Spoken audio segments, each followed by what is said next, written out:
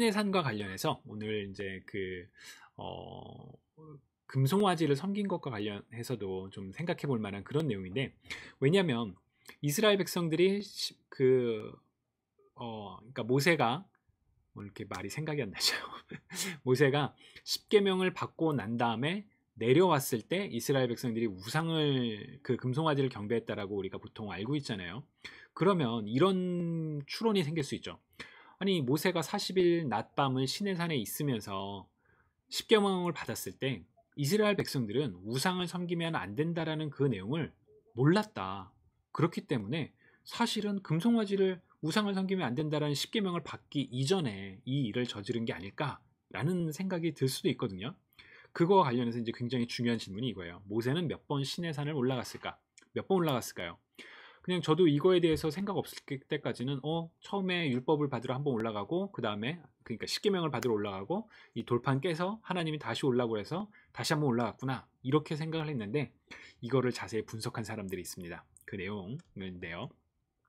자, 모세가 처음으로 시내산을 올라간 장면은 출애굽기 19장 3절부터 7절에 나옵니다. 모세가 산으로 올라가 하나님께 가니.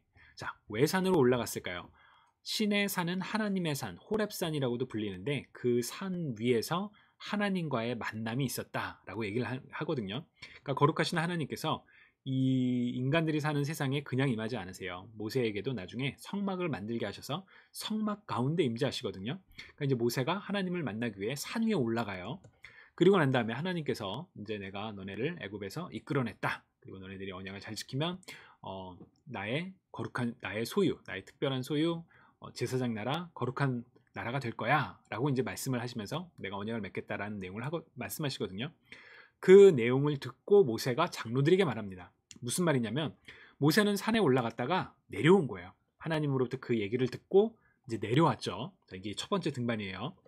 두 번째 등반은 출애굽기 19장 8절인데, 모든 백성이 다 함께 주님께서 말씀하신 모든 것을 우리가 실천하겠습니다. 하나님께서 이제 언약에 대한 오퍼를 주셨잖아요. 그래서 우리가 그렇게 하겠습니다 라는 그 말을 듣고 모세가 하나님께 말씀을 드렸대요. 그렇다면 모세가 산 위에 다시 올라간 거라는 거죠. 하나님께 말씀드리기 위해서. 왜냐하면 하나님이 모세가 있는 그 진영으로 오신 게 아니라 산 위에서 하나님을 만났기 때문에 모세는 다시 시내산에 올라갔다라고 얘기를 할 수가 있는 거예요. 그래서 모세가 이제 하나님과 대화하는 장면이 나오죠. 이게 이제 두 번째 등반입니다. 세 번째 등반은, 아이고, 이 애니메이션이 잘못 들어갔네요. 먼저 다 열도록 할게요. 자, 세 번째 등반은 어떤 학자들은 그 출애굽기 19장 9절부터 10절까지가 연결돼서 이게 두 번째 등반이다 라고 얘기를 하기도 하고, 또 어떤 학자들은 주님께서 모세에게 말씀하셨다, 이거는 그러면 그 사이에 모세가 다시 한번 내려갔다 올라온 거야 라고 이야기를 하기도 해요. 이제 일단은 세 번째 등반으로 나눠볼게요. 개인적으로는 이 9장하고 10장은 그냥 한순간에서 일어났던 거랑 같은 그런 생각을 가지고 있는데, 일단 이렇게 구분하는 분들이 있으니까요. 자, 하나님께서 이제 말씀하세요. 백성에게 가서 이제 너희들을 성결케 해라 라는 이제 하나님을 만날 준비를 해라 라는 그 얘기를 듣고 모세가 산에서 백성에게로 내려왔어요. 그래서 이제 또 백성들에게 와서 사람들에게 자, 옷을 빨고 우리 정결하게 해야 돼요 라는 그런 명령을 줍니다.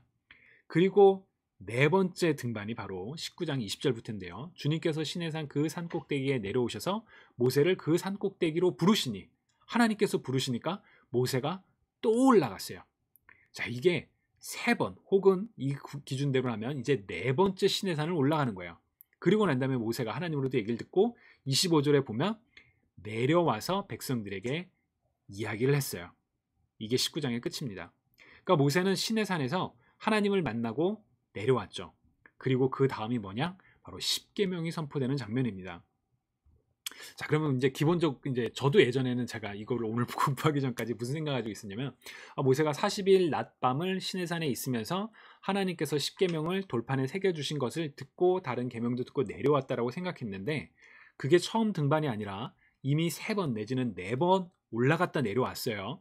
그리고 모세가 내려오고 난 다음에 하나님께서 이제 나는 너희를 인도하는 거룩한 여호와 하나님이다 라고 말씀하시면서 계명을 말씀하시죠. 근데 그 다음 구절 17절까지가 이제 십계명이 선포되는데, 우리 지난주에 나눴던 18절에 보면 온 백성이 천둥소리와 번개와 나팔소리를 듣고 산의 연기를 보았다. 백성을 그것을 보고 두려워 떨며 일찍이 물러섰다. 그들이 모세에게 말하였다. 무슨 상황이냐면 십계명을 하나님께서 선포하시는 그때에 모세는 하나님과 있었던 게 아니라 백성들과 함께 산 아래에 있었던 게 돼요. 그럼 이제 이거대로 해석을 하면 뭐냐면 하나님께서 십계명을 선포하는 그 순간에 백성들이 다 들은 거예요. 그리고 그 막 연기를 보고 막 두려워서 우리에게 말씀하시면 우리가 죽습니다. 그러니까 아마 그 하나님께서 말씀하신 걸 캐치를 못했던 것 같기도 해요. 근데 어쨌거나 들었어요. 그게 이제 십계명을 선포하고요. 그 다음에 모세가 백성이 멀리 떨어져 있고 모세는 하나님이 계시는 먹구름이 있는 곳으로 가까이 갔다. 다시 또 올라가요. 시내산에. 그래서 이제 5번째 등반입니다. 그리고 하나님께서 계속 율법을 선포하시는 일이 있고요. 그리고 내려온 다음에 6번째 등반을 하게 됩니다. 왜냐하면 주님께서 이제 아론과 제사장들을 준비시켜서 올라와라 라고 말씀하시거든요. 그 말은 모세가 내려와서 사람들을 준비시켜서 이제 다시 올라간다는 거죠. 그게 6번째 등반입니다. 그때 내가 백성을 가르치려고 몸소 돌판에 기록한 율법과 계명을 너에게 주겠다라고 말씀을 하십니다.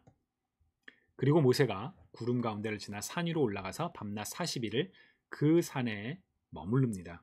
바로 이제 이 40일이 지나고 난 다음에 이스라엘 민족들이 금송아지를 만들게 되죠. 그 사이에 모세는 성막과 그 성막 안에 들어간 성물과 그리고 제사장은 어떻게 해야 되고 또 이것을 만든 일꾼들은 누구고 안식일은 어떻게 지키고 그런 다양한 율법과 계명을 하나님으로부터 듣게 됩니다. 6번째 등반에서 비로소 듣게 되는 거죠. 그리고 이제 7번째 등반을 해요. 뭐냐면 이제 그 사이에 이스라엘 백성들은 금송아지를 만들어요. 그 이제 모세가 그것 때문에 하나님께 다시 가서 하나님 이제 이제 던지고 막 화내고 난 다음에 이 사람들이 이거를 만들었습니다. 죽을 죄를 졌습니다라고 이야기를 하죠.